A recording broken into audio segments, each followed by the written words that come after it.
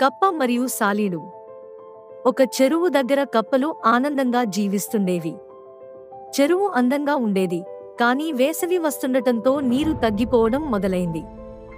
ఒకరోజు చెరువులో నీరు పూర్తిగా ఆరిపోతుందనే భావంతో కప్పలు చింతించాయి.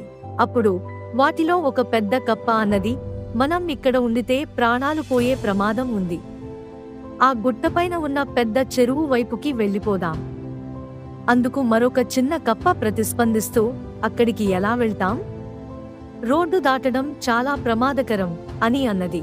ఈ మాటలు వినిపించిన సాలీడు అన్నాడు, నేను మీకు సహాయం చేస్తాను. మీరు 2 కట్టెలను పట్టుకుని వాటిమీద కూర్చోండి.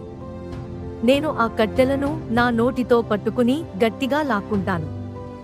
కప్పలు సంతోషంగా ఒప్పుకున్నాయి. కానీ పెద్ద కప్ప వార్నింగ్ ఇచ్చింది, ఎవరూ మధ్యలో మాట్లాడకండి, లేకపోతే ప్రమాదం జరుగుతుంది.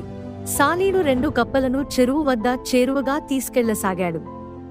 అయితే ఆ ప్రయాణం మధ్యలో రోడ్డుపై జనాలు చూసి నొక్కించి, వీటిలాగే తెలివైన జంతువులు వేరే లేవు అని పొగిడారు. ఆ మాటలు విని ఒక చిన్న కప్ప గర్వంతో మాట్లాడుతూ, ఆ తెలివితేటలన్నీ నా కారణంగా వచ్చాయి అని చెప్పింది. కాని అది మాట్లాడగానే సాలీడు భయపడి ఆ కప్పను వదిలేసి అది నేల మీద పడిపోయి ప్రాణాలు కోల్పోయింది. నీతి: గర్వం మన జీవితంలో పెద్ద ప్రమాదం. అది కోరికలతో పాటు మనం గెలిచినది కోల్పోయే పరిస్థితికి తీసుకువెళ్తుంది.